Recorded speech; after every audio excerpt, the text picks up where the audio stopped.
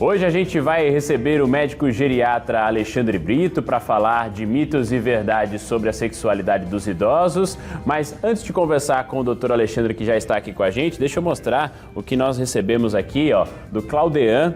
Bom dia, doutor. Bom dia. Tudo bem? A gente recebeu um presente, nós do Balanço Geral Alagoas, do Claudean, tá aqui pra gente mostrar. Ele produziu em casa, feito à mão, para o Pausa do Café. Olha que bacana, um trabalho muito legal. Ontem ele entregou aqui pra gente na sede da TV Pajuçara. Trabalho muito bacana e que a gente agradece bastante, inclusive, porque ele gosta muito do Pausa do Café. Tava em casa, observou, produziu e veio entregar aqui com a gente. Parabéns pelo trabalho, viu? Claudean também trabalha com isso e deixou aqui pra gente do Balanço Geral Alagoas para o nosso Pausa do Café. Tá aqui, veio até com a basezinha do Balanço Geral. Muito bacana receber também esse reconhecimento e esse gesto de muito carinho. Então vamos conversar agora com o doutor Alexandre Brito sobre o nosso assunto de hoje, que são mitos e verdades sobre a sexualidade dos idosos. Doutor Alexandre, bom dia, bem-vindo mais uma vez ao BG. Bom dia, é um prazer estar aqui de novo para a gente conversar sobre um tema quente, né? E pouco abordado nas nossas consultas. A gente precisa abordar mais esse tema da sexualidade no idoso, porque é, sem dúvida nenhuma, um indicador de saúde na terceira idade. E qual é hoje o principal mito em relação à sexualidade do idoso? Um tabu, digamos assim. Isso. Na verdade, achar que porque envelheceu, porque está na fase geriátrica, acabou a sexualidade. Isso é uma decisão de alguns e tem o direito de decidir, né? Mas a sexualidade, ela não é afetada, não há uma disfunção sexual justificada apenas pelo envelhecimento, né? Então, veja que também é um marcador clínico. Então, quando a gente aborda nas nossas consultas como anda a sexualidade, principalmente quando a gente aproveita aquele contato com os homens, que tem mais dificuldade para falar a respeito e comparece menos, né, no consultório do que as senhoras.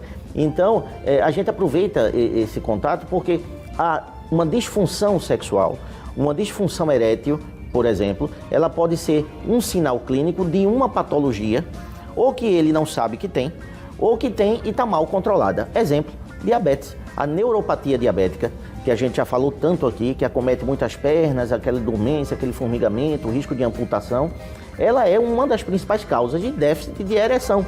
Então, falar de sexualidade não é necessariamente estar abordando questões comportamentais, né? Nem tabus sociais, mas além disso, cuidar da saúde orgânica mesmo dos nossos pacientes. E se manter ativo sexualmente também pode trazer benefícios para os idosos nesse período? Sim, aqueles idosos que decidem que querem manter-se ativos sexualmente, isso traz benefícios, tá? E é importante abordar aqui essa relação que eu já comecei a citar com o diabetes, de causas orgânicas do déficit de ereção ou da disfunção sexual. O envelhecimento, ou entrar na fase geriátrica normal, o envelhecimento normal, sem aquelas patologias todas crônicas, ele não vai provocar uma disfunção sexual nos idosos, tá? O processo da ativação, da preparação para o sexo, ele começa no hipotálamo, uma estrutura do cérebro.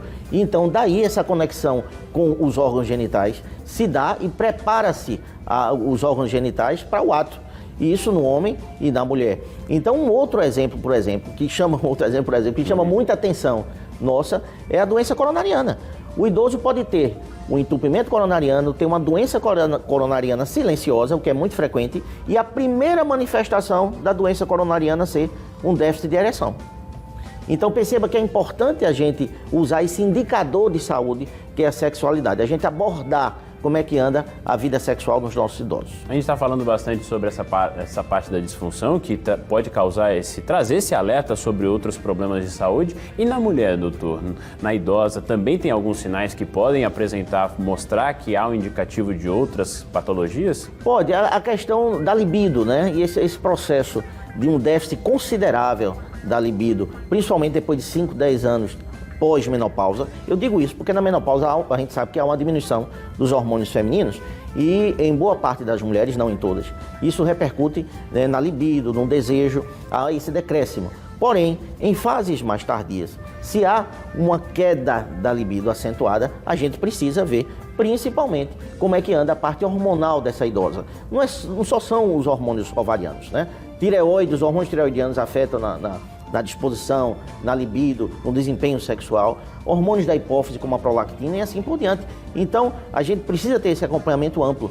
Eu acho que o cuidado ele é sempre importante e o acompanhamento médico também para garantir toda essa vida saudável, né, doutor? Exatamente. Então, um mito é deixar isso como tabu também, né? E é importante a gente abordar, ter sempre essa conversa e em casa também. As doenças sexualmente transmissíveis estão aumentando dentre os idosos, né? E a questão da automedicação, né? O idoso não vai lá no consultório, não conversa, mas chega na farmácia e consegue comprar por conta própria medicamentos para melhorar a ereção e deixou de avaliar o diabetes, como é que está. Deixou de avaliar a hipertensão, a dislipidemia, que são as alterações de colesterol e triglicerídeos no sangue. Então, quer dizer, isso é até perigoso, né? Eu ia falar exatamente, aproveitando esse gancho, essa automedicação, esses medicamentos podem causar também problemas de saúde para ele? Verdade. Então, se utilizar sem a devida orientação médica, pode trazer repercussões. Pode afetar de uma maneira ou outra uma hipertensão que ele tem, não sabe que tem, né? Ou descompensar uma hipertensão que vem sendo tratada. Bom, é possível manter, então, mesmo entre os idosos, uma vida sexual ativa e saudável, mas é preciso também ter esses cuidados com a automedicação e principalmente a atenção aos sinais. Doutor, muito obrigado pela participação aqui com a gente no Balanço Geral Alagoas, esclarecimentos sempre muito importantes. Muito obrigado, é um prazer novamente em ser útil aqui, né? É mais um assunto importante que a gente traz no nosso Pausa do Café.